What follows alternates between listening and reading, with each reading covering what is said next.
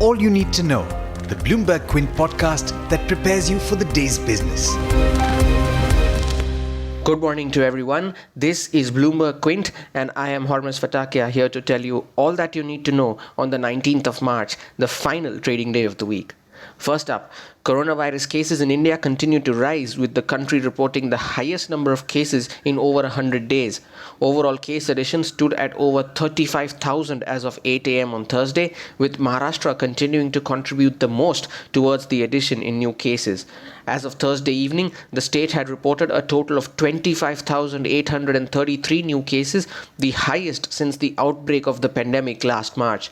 Mumbai also reported its highest ever tally of close to 2,900 new cases. The Delhi High Court has upheld the Emergency Arbitrators Award that Amazon had won against Future Retail. A single-judge bench imposed a penalty of 20 lakh rupees on Future Group entities. The court has also issued notice to Kishore Bayani and others, asking them to be present during the next hearing, which is scheduled for the 28th of April.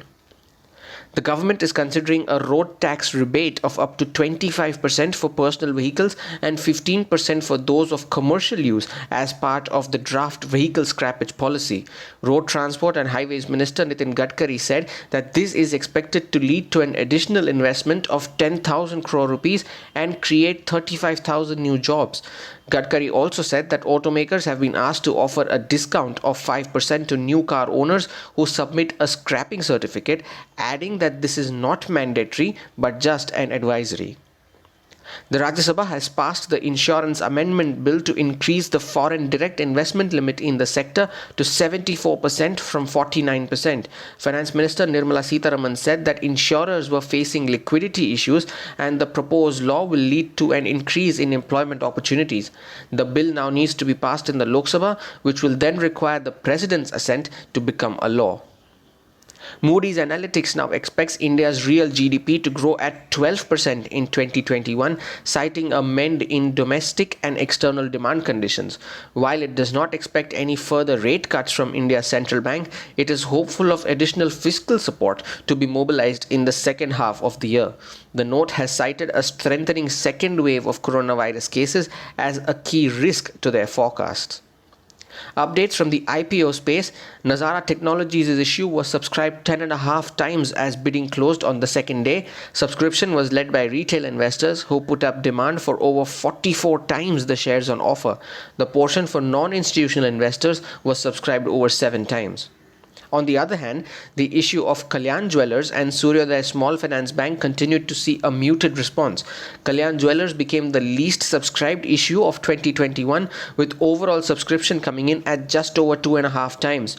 All the 3 portions were subscribed between 1 times to 3 times. Suryodaya Small Finance Bank's IPO just managed to reach full subscription as bidding closed on the second day. Institutional and non-institutional interest for this issue remained negligible. In some corporate news, Indocount Industries has approved a capex plan of 200 crore rupees to expand its bed linen capacity as well as to modernize its existing spinning unit. The company also plans to make a brownfield investment to expand the capacity of its top-of-the-bed products. The total capex is expected to be funded through a mixture of debt and internal accruals. The expanded capacity is expected to be operational in the second half of FY22. The company expects these new capacities to increase its revenue by 600 crore rupees over the next 2 years after commissioning. Also watch out for IT stocks in today's session after Accenture's second quarter revenue beat estimates on account of double-digit growth in its outsourcing business. It also raised its revenue growth guidance to 6.5% to 8.5% in local currency from the 4 to 6% band earlier. In some international updates, applications for jobless benefits in the US unexpectedly rose last week to the highest in a month. Labor Department data showed initial claims rising to 7.7 lakh, higher than the median Bloomberg estimate of 7 lakh claims. Oil prices fell for the 6th straight day after a 7% drop overnight.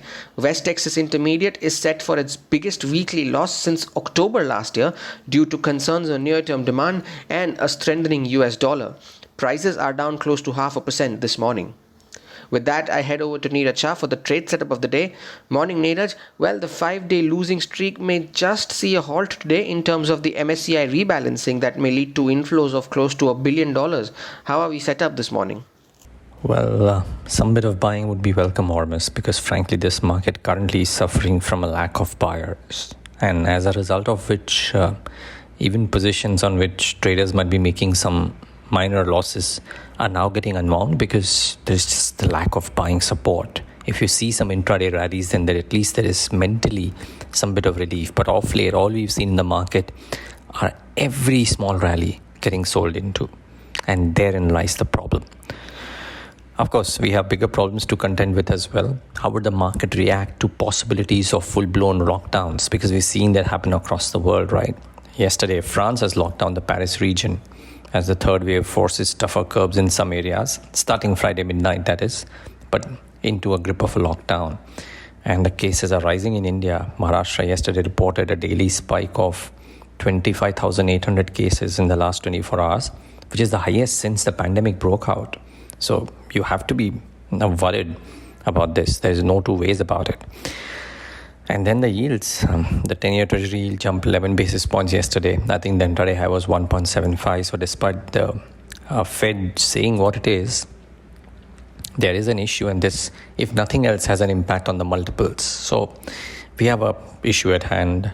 And there was hope that we will probably do better after 5-6 days of a pullback, but the way Nasdaq has shut shop, I doubt that we'll have a really grand opening, or even if, and I would presume we'll open low, looking at what the rest of the screens are saying. But even if we open flattish, I would presume that there could be problems. Markets are failing to hold on to gains, remember that, and the culprits are changing with every single time. Yesterday the banking index didn't do too much, but it was IT which led the markets lower. So we have issues at hand. Nifty IT likely to have some more pain despite Accenture's numbers, though it's a bit of a mixed bag, right? If Accenture did so well and rallied, maybe Nifty IT could recover a little bit, but Nasdaq corrected 3%. So let's wait and watch what happens there.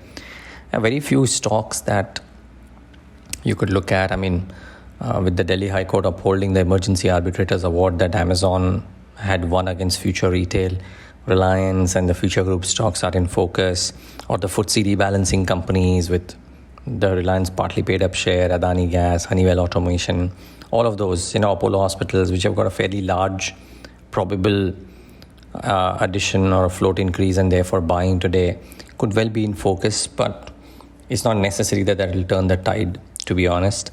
I think traders would be well served trying to reduce losses and not necessarily trying to maximize gains in such a tough environment. Stay on the sidelines and reduce your losses. Come back when the market seems to be trending, unless, of course, you are an expert at short selling and can make the most of this. For the others, all the best. And when you step out, please wear your masks. This has not gone away. Thanks so much for tuning in. I hope you enjoyed listening to All You Need to Know. Did you know that you could listen to the show on the IVM Podcast app? On the IVM Podcast app, along with this, we have a number of other shows which you think you'll enjoy. Listen to Cyrus Says with Cyrus Brocha as the host. Listen to Paisa Vaisa with Anupam Gupta. The Scene and the Unseen with Amit Verma. Or Shunya One hosted by Shiladitya Mukhopadhyay and myself. Check out the IVM Podcast app to get more talk content that you will enjoy.